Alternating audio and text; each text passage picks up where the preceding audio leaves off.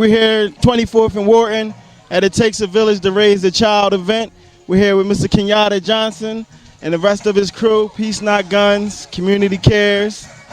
We got the Lena Horne organization. What's that? Barrett Educational Center. Okay. Can y'all tell us a little bit about this event today?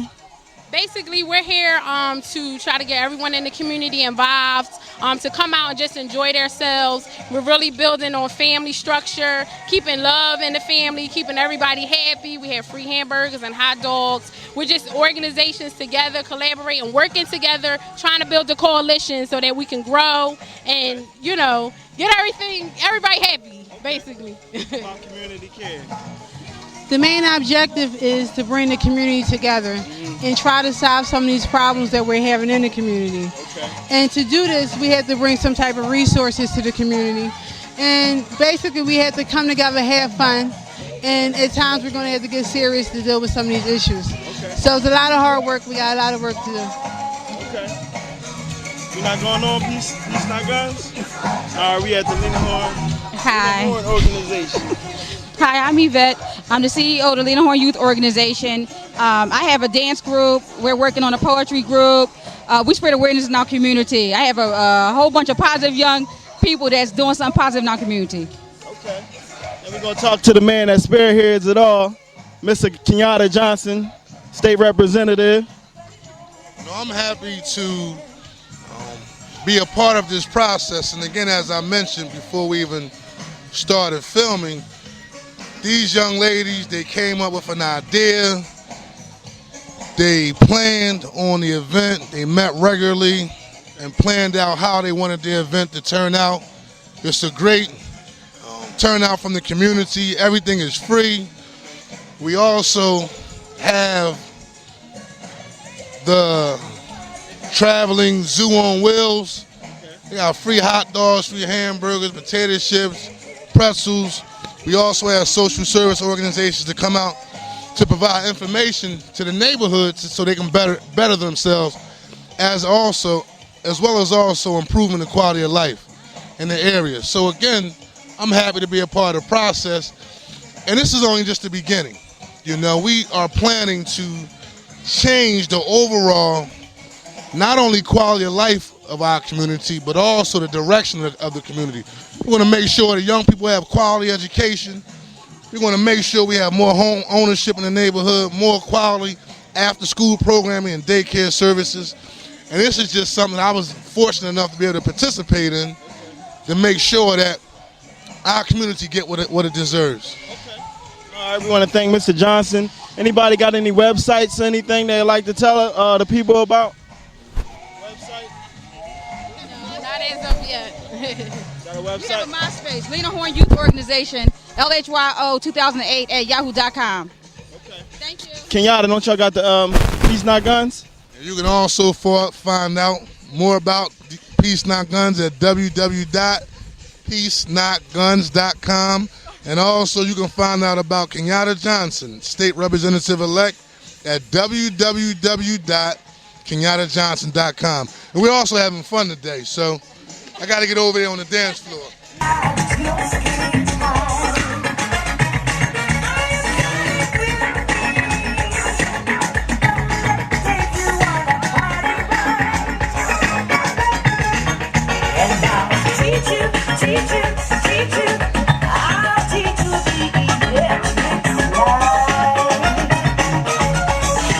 We're here with Kenyatta's Chief of Staff, Kenye.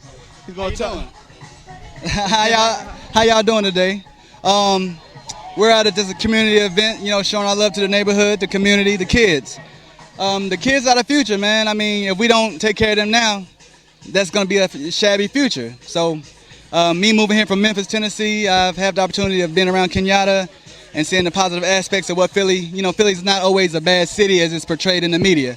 There are some caring people in the neighborhoods and some people who really care about their community and their children, so we're just here to support those people the best that we can. So, yeah. All right. Now, we know y'all just won the state representative. How you feeling about that? Bringing that home. I'm excited. Yeah, real excited. A lot of volunteer work for free, you know, but it's worth it. You know, you give your effort for free for the longest, eventually it'll pay off.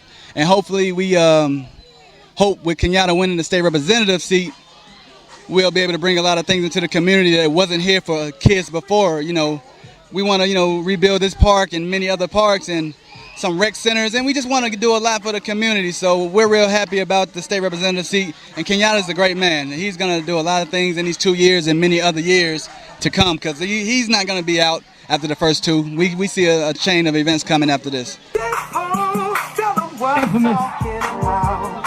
I gotta shuffle. I gotta do the Cupid shuffle. J. Paul wanna shuffle. Let me see you do your Cupid shuffle. You gotta shuffle. I gotta do my Cupid shuffle. Let me see you do your. We here with my man Will Little. He gonna tell us a little bit about his group, Poetry in Motion. He go around to the schools, talk some positivity to the kids, and I'm gonna let him tell the rest. Poetry in Motion is basically an organization of young black men and women who goes around teaching their experience in life on the streets, you know, to youth, to prison inmates in the schools, school district, and do like mentoring, public safety issues, conflict resolution problems. But we deal with a lot of things like that goes on in the household that the kids need to be aware of, and some parents need to be aware of. You know what I'm saying? The teachers need to be aware of. So we just try to bring it to light through our poetry and acting.